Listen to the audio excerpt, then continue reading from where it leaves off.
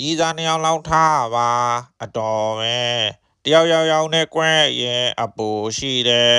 အဓိကရီးစားနောက်တစ်ယောက်နဲ့သွားတွေးလို့ရှင်ခြေရလက်ရဖြောက်နိုင်ဖို့အရေးကြီးတယ်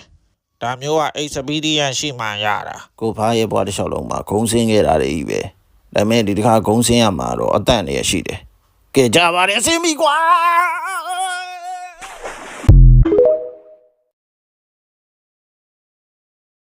မြန်လို့တခင်ရေချိုးတာပြီးတော့မယ်ဒီကလာ let's go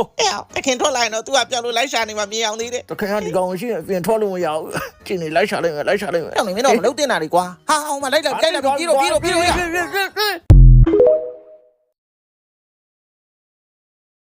ာဟိုဘချင်ကိုမင်းထုံးတို့လင်မရတော့အတံပလန်တွေထွက်လာပြီစော်ကုန်ကြပြီနဲ့တူတယ်အမလေးကြည့်လဲကြည့်ချင်တယ်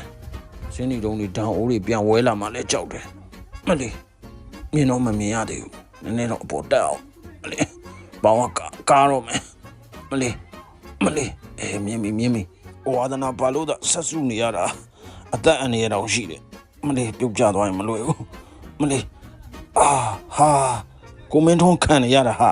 ဒါဘာလုပ်နေကြတာလဲဟမ်တခင်ဟိုကြက်ခုတ်ဖို့တိုင်မနေကြတာရှင်ပေါက်လို့ပဲသားကြောင်နေတဲ့နေကငါရောမွင်နေလို့ငါမပြောထားဘူးလားကိုကြောင်ပြန်တော့နောက်နေမှတွေ့မယ်နော်ဟဲ့မိမြောင်ဘာပြောနေရလဲတိုးနဲ့ဟမ်